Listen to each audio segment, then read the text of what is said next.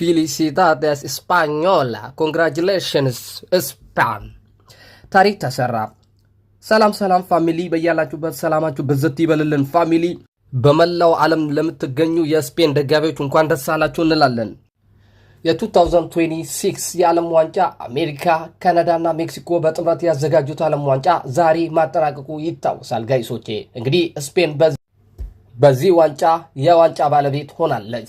በዩኤስ የተካሄደው የመጨረሻ ጨዋታ በኒው ጀርሲ ሜትላይፍ ስቴዲየም በተደረገው እጅግ አስደናቂ እና አስደማሚ የ2026 የፊፋ ዓለም ዋንጫ የፍጻሜ ጨዋታ ስፔን አርጀንቲናን 1-0 በሆነ ጠባብ ውጤት በማሸነፍ በታሪኳ ለሁለተኛ ጊዜ የዓለም ክብር ተቀናጅታለች። የሁለቱ ሀያላን ሀገራት ፍልሚያ በመደበኛው 90 ደቂቃ የጨዋታው ክፍለ ጊዜ ያለምንም ግብ 0-0 በሆናቸው ውጤት ተጠናቆ ወደ ተጨማሪ 30 ደቂቃ አምርቶ ነበር። በጨዋታው መገባደጃ 90+3ኛ ደቂቃ ላይ የአርጀንቲናው አማካይ ኤንዞ ፈርናንዴዝ በሁለት ቢጫ ካርድ ከሜዳ በመሰናበት አርጀንቲና በቀሪው ተጨማሪ ሰዓት 10 ተጫዋቾች ለመጫወት ተገደደች።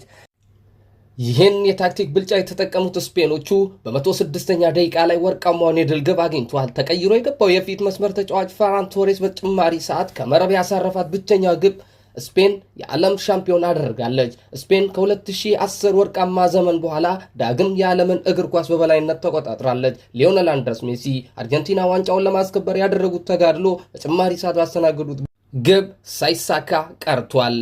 ኳስን በበላይነት ተቆጣጥሮ ሲጫወቱ የነበሩ ስፔኖች ይገባቸዋል፣ እንኳን ደስ አላችሁ በድጋሚ ይላል ላስት ኪንግ ነኝ ከአንታርክቲካ። ስለሰማችሁኝ በጣም ከልብ ያመሰግናችኋለሁ። ይመቻችሁ ባይ